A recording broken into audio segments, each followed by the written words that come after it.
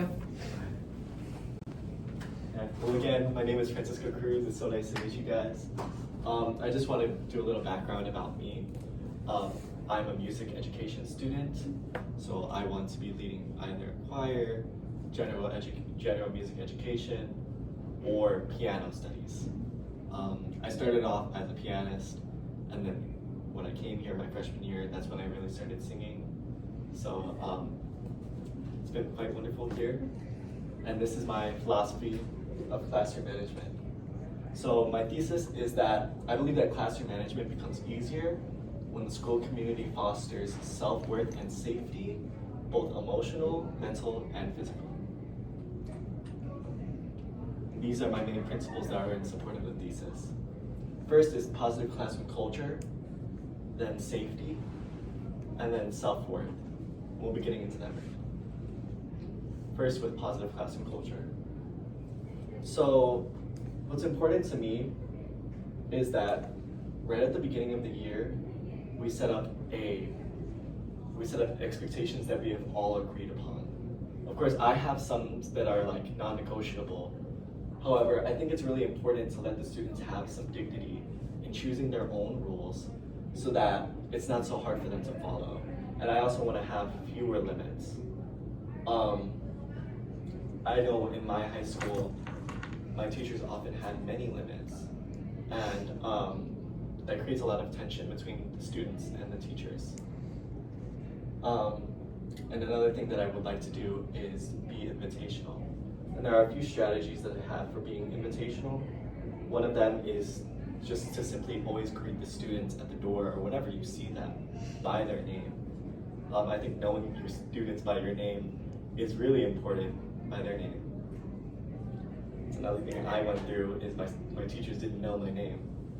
I think that's ridiculous. And one thing that I've read up upon is that when you have a student who maybe is a little quiet, just noticing one small thing about them every day can really change that behavior, and so you can build a bond between them. Specifically, like, it's not so much like praising them for this one thing, but just noticing it. Because, you don't want to be like, oh, I like that, that's very good, always. Just be like, oh, I noticed this, and that's different. And another thing that I read up upon is not letting students into your classroom until they are calm, and setting the expectation early so that when they come into the classroom and when they enter into your environment, it's totally different than where they just were. So when they come into your space, it's time to learn, it's time to be attentive, and it's time to participate and engage. Specifically in a choir setting, some of the strategies that we've gone over in my class won't quite work. Because I'm sitting here at the podium, the students are right in front of me always. I can't quite easily go up to them and say something or whisper to them or say something quietly to them. And still knowing that the dignity of my student matters. And I don't want to say I don't want to correct them from across the room. So often with the choir, when we have sopranos, altos, tenors, and basses, saying something general to the section as a collective when I'm trying to correct them is a strategy that I might use. So they're not they don't feel attacked. And then also another part of positive classroom culture, specifically in an ensemble or a musical setting, is healthy technique. And I think that this is one of the most important things to think about in a music classroom. Often students, when they are beginning music, they're very tense. Especially singers, they want to imitate, especially when they're younger, they want to imitate older voices, adult voices. And that can lead to the the tongue being very tense when they sing, or them trying to cover to get a more adult sound, that all leads to tension. It's very natural for a child's tone to be breathy, and that's what it should be, until they grow and their voice develops. And so correcting them as much as you can so they don't get into the habit of doing those things is important. But that also can be, if you do it too much, it's almost like an omen. I've noticed this in my choir that I TA for. If I'm correcting them way too much, that's all they're gonna do.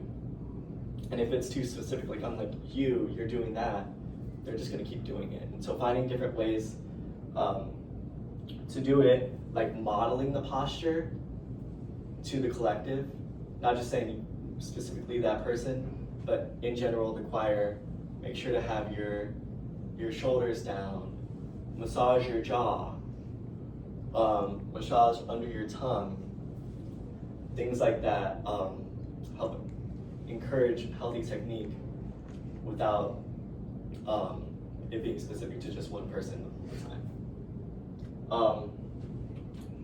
Next is safety.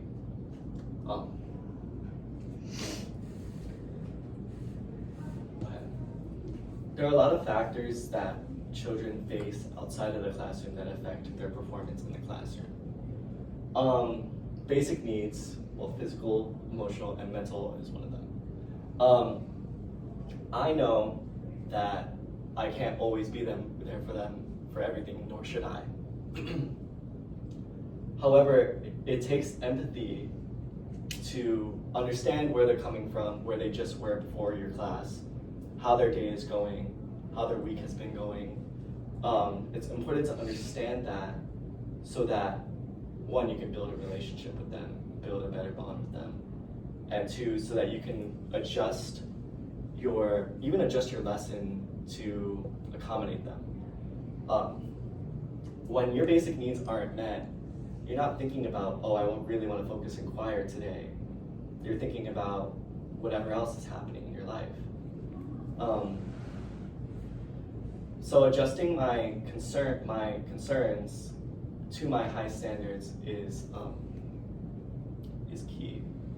And specifically for classroom management, safety is important, because if I'm unconcerned with how my students are doing outside of the classroom, and that's obvious to them, then they are more likely to not want to be in my classroom. And I would like it to be a space where they feel safe enough to say, I would rather be here than anywhere else. And that's important to me.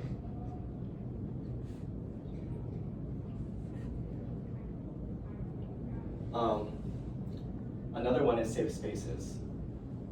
Having a specific spot in the room, still where you can observe them, but where they can go and recollect themselves and calm down if they're having a bad day, is I think a good idea. And again, in a choir, it can be different. Often, when you see that a student is struggling very much, sometimes it's not like, hey, go over there. Sometimes it's not the right time to say something like that, or the right situation to say something like that. You can just offer for them to sit at their chair while the choir is singing, and that can help them collect themselves. So they can keep singing, but maybe they'll need a moment. And then also strategic limits. So specifically,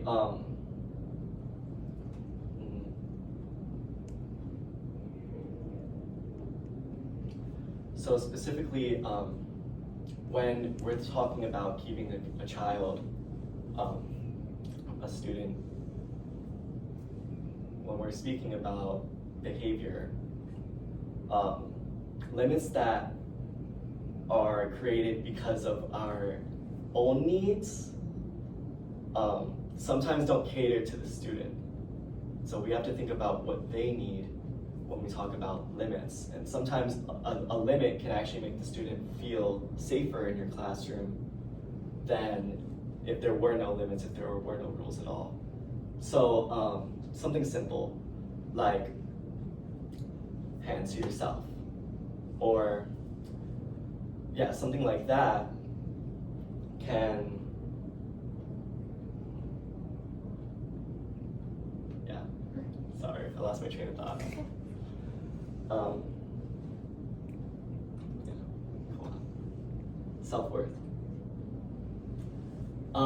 It's important that your students, at least to me, it's important that my students realize that their effort actually gets them somewhere. With music being such an abstract thing, we may have the music sheets in front of us, we may be able to see what note we're supposed to be singing, but especially with beginner musicians, they can't realize that what they're singing is right or what they're singing is wrong. One thing that you can do to remedy that is to keep data on them. And what I mean by that specifically is their performance in the classroom, how far they've come, like when they're beginning, and then maybe in the middle of the year, checking in with them one-on-one to see how they've improved, and celebrating that with them. And another thing is like school community-wide that I think would be great to do is to have days where we recognize students for their kindness, for their empathy, for something good that they've done, and that being a constant in the community helps foster self-worth in the students, so they realize that their effort actually brings them somewhere. If they don't get that, then they may feel hopeless. And when you have that in your classroom where the children already think that they have no hope, they're not actually doing good, their effort means nothing, they're not gonna wanna engage. And I think developing personal virtues and skills like perseverance is very vital in a music classroom. Music is often used, especially in like high school settings, or music is often used to connect to other subjects. And oftentimes when I'm teaching something about music, I have to know what the student is interested in themselves. So I can use that to make them understand music, which is this abstract thing. And since music is an emotional process, making music is an emotional process, thinking about, we can also develop personal virtues and skills through music. And one of those skills is leadership, and that brings me into shared control. I think that another way to get students to engage more in your classroom is actually giving up some of your control. One way to do that, specifically in a choir, is, hey, can you pass out the music? Or can you lead your section? And that's a common thing, is having section leaders. So the alto section leader or the soprano section leader will lead a small group and practice with them. And that can be good for, especially if the soprano leader is exceptional and has been doing particularly well, and they understand the music. Having them lead the section is a great way to share control. And another thing is lighter grading and higher performance. It's hard to grade in a music classroom. And anyways, that's not the focus. The performance and the experience is the focus. Yet we still have to grade. So that brings me back to the analysis and the student data. Is you have to make sure that every day you're taking notes about the students and how they did that day, and when you're teaching a specific topic or when you're learning something through the specific music piece that you're working on, you have to think about, did the students understand that? And that can help you with grading, and then that leaves more room for performance. And also when they're not so worried about, oh my God, I need to do good in choir today, otherwise I'm gonna get a bad grade, they're more free to experiment more with their voice and just have a good time in the classroom, and that helps so that they're not, like, again, hopeless. So basically, my conclusion is that it's more, my principles are more about the student than me. And this is relevant to the parent because it deals directly, these principles deal directly with your child, and it's not about my needs. I want to foster a safe environment and a safe school community for the students, and I think that these principles of classroom management help with that. Thank you guys for coming.